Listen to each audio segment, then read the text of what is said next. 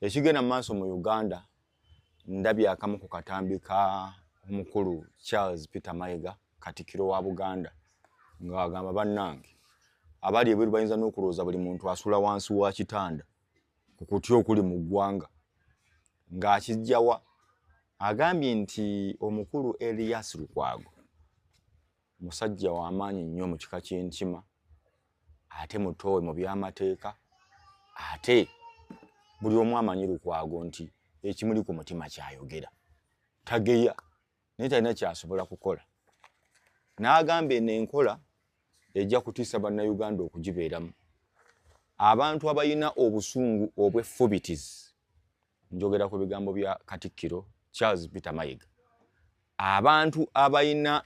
obusungu obw'ettumbiizi babeera layikire obusungu obwo olunaku olumu nabo bakola ki okubakosa so n'agattako nti Uganda bw'ogiteeka ku nsi obunene si ensi ennene nnyo naye ate Uganda bw'ogigatta ku bannayuganda abagirimu ffenna etumala ne tusigaza nawo so n'alowa ekirowoozo amagezi nti kyandibadde kirungi buli omu n'awa munne eddembe kuba n'ekitulwanya tekiriiwo bwe nvuddeyo eyo ne nkutwalako mu paalamenti ya Uganda olunaku olwaleero munnaffe amanyiddwa nga Chris Obore ono aludde mu paalamenti aludde nno mu paalamenti Obore basiraaji bano ndoza baamuleka nayo ye akyakola ki akyatwaza mirimo namuwulirako mu ssaga wakati we wa mukwano gwa Siraaje Lubwama Rebecca Kadaga oba yatuuka n'okumugoba Siraaje ajja kumpa bulamu kyekyagobya Obore mu paalamenti era akomawo atya naye ye ne bannaabalala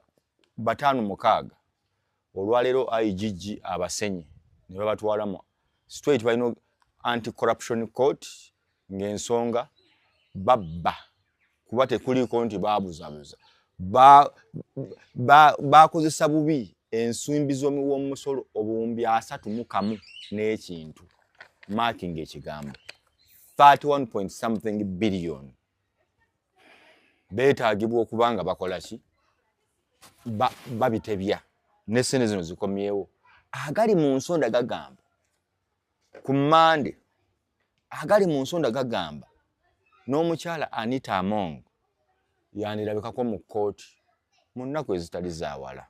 n'ambooza atabukidde muhoozi n'amugamba komya ejjoogo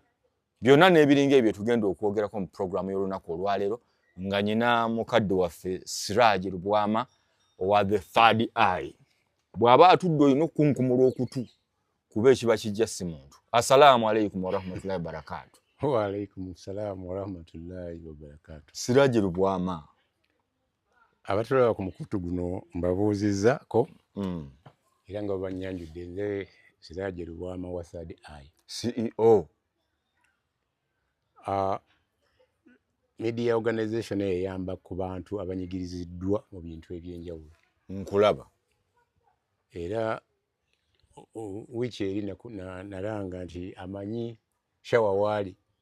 waliwo omwami ayagala omuddizaawo emmotoka ye. Era omwami ne nkugamba mugambe emmotoka yange eri bubi agikole. Omwami oli yamugamba condition yali emu butagikwatako. Baali bagitemye. Bw'agyagala kuba agenda kulaunchinga organization ye ya eri mu Africa yonna naye nga mu Uganda egenda kulaunchingiwa very soon nga yali ayagala kutandikira ku eyo. Gundi agenda okumpa shawa ogenda ofuna enamba ye nga yagiddaabirizaako bagenze ne mu kooti na biki ono ali ku barometer ye yagimpa mu kulwani kungu ada nagamba oba bagiddaabiriza nga bagenze ne mu kooti tekikyakola ajja kufunayo ekifaanagana n'ekyo akikole kati mukwano gwange ennyo mu bayimbi nange yange bagibonanga ne baba wange nasooka okunteza maama yange yonooneka nanga nyambe simanyi oba akolufayinga oyo muveeko nze naawe oli wano ndi wano omuntu oyo hoteri ye eri wano egenda kuggulwawo mu Makindye wano essaawa yonna atuuka essaawa yonna waali yakomyewo kiwedde naye leero ngenze bino ebibaddewo byetwogerako byensanze ngenze mu Law Council nga ololooya mukyala wamuyita Sheila Tumwine alina omuntu gwawolereza nga bamuvunaana kugenda kukola kyapa mu linnya ly'omu spy chief wa President Museveni ali mu Texas USA yalekamu n'ettaka lye n'ayerekera muganda we nga admin n'alekera omuganda we naye si mitono poliisi yawummula naye munene bamuyita Mbiringi ono Edison Moses nga beenyigira mu forging ekyapa ne Uganda Commercial gundi egize kati omwami oyo yali awaabye mu Law Council nadde ngenze kufuna update era we naagifuna eyo show ennene nnyo kubanga ekulaga nti niwobeera ebweru n'oleka Buganda wasobola okulyamu basiba babikola bakadama badda wano nga bamama babateeze ku airport kubatta naye erinnya ly'omukulu oyo Mbiringi ddene nnyo kugenda mu kintu kya forgery naye kyewuunyisa kiri kimu nti omu ku bagambi okuyambako ku forgery ate yawolereza gwe baaguza kati nga mukwano gwa kooti njagala Law Council emusazeemu naye afune olooyo omulala wekiba kisoboka abeere omu ku bawaabira third eye beetandise kuba omusango gukyali ku preliminary stage at least assistant registrar yataddeko injunction abantu abo baleme kutundibwa yadde okubeera transfer awo olina wootuusi namba eri mmeka egyo otera okuyambirako abantu abalina ebizibu bwebityo eya bulijjo gye litali ku WhatsApp eri 0705 eyo yakuba direct 45529 07 08 702 M64 agiddemu kogisobezza 07 08 702 M64 eya WhatsApp eri 07 702 552 Yesirajje Lubwama buterevu tuba tutandise Oweekitiibwa Charles Peter Mayiga Katikkiro wa Buganda ebigambo byo biwulidde byatandise nabyo mbiwulidde wano ate sibiwulidde wala wonna mbiwulidde kumwe biwulidde kunze nkuwa bya ddala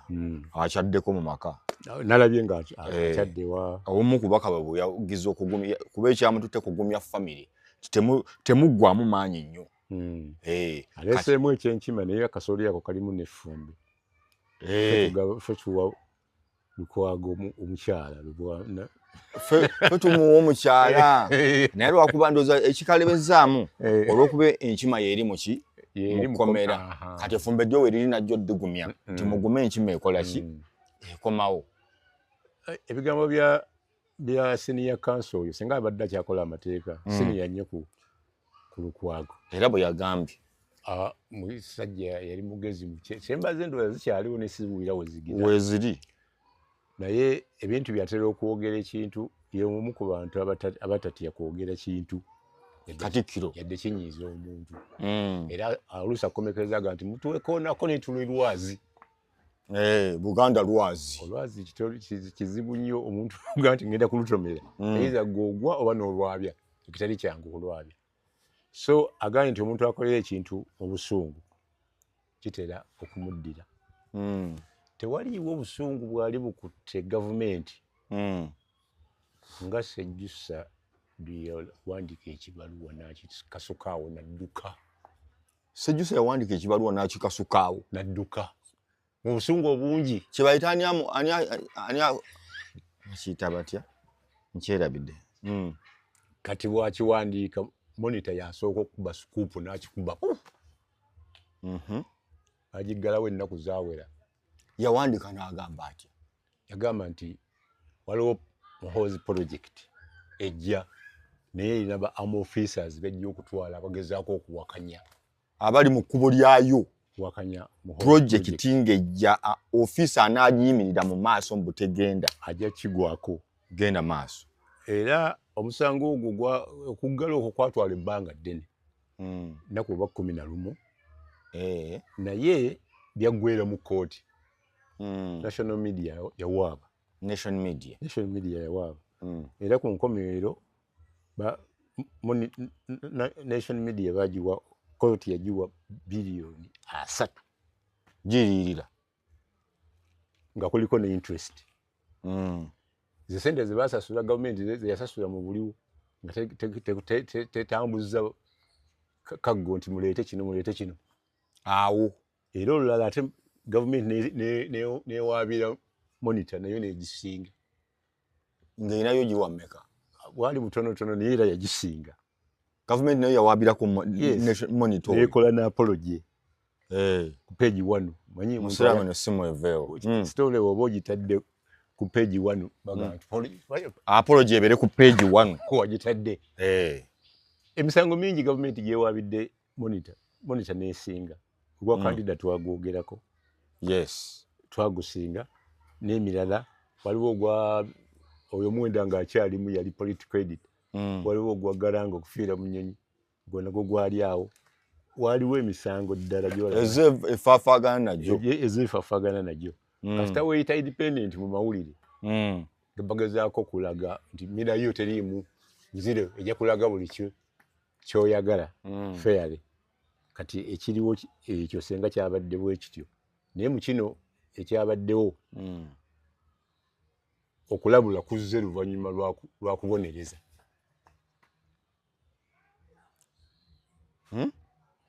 okulabula nation media nti wano mukutte kubo ndikozebwe muti ABCD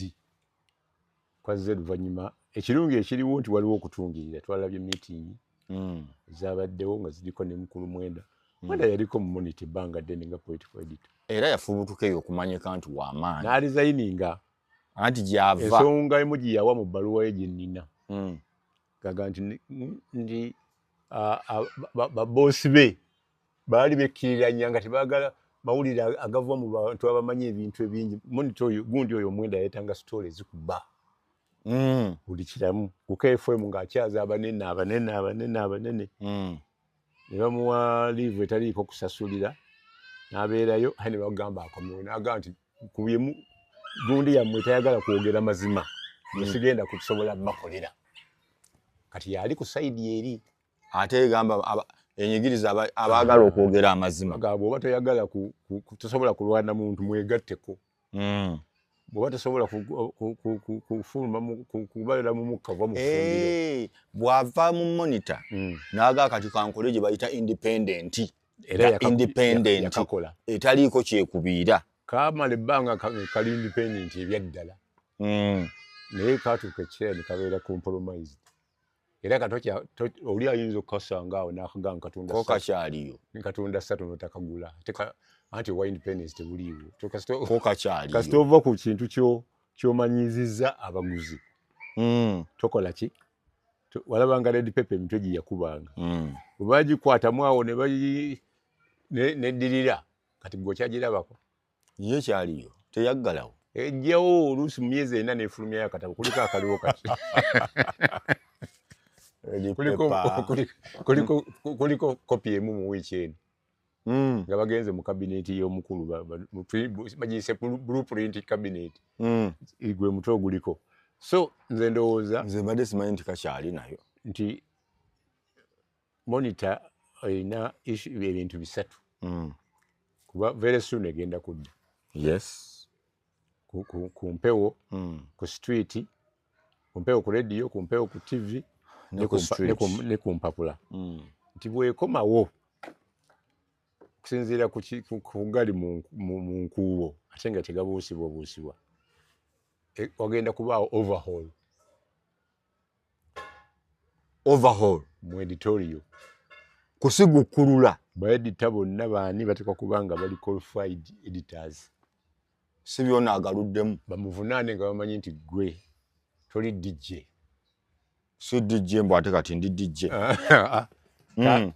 ne ba staff bonna batunulemu ekyo babawadde ennaku okuzzaayo feedback olyoke okomewo ku mpewo webiri ogenda kufunako kimu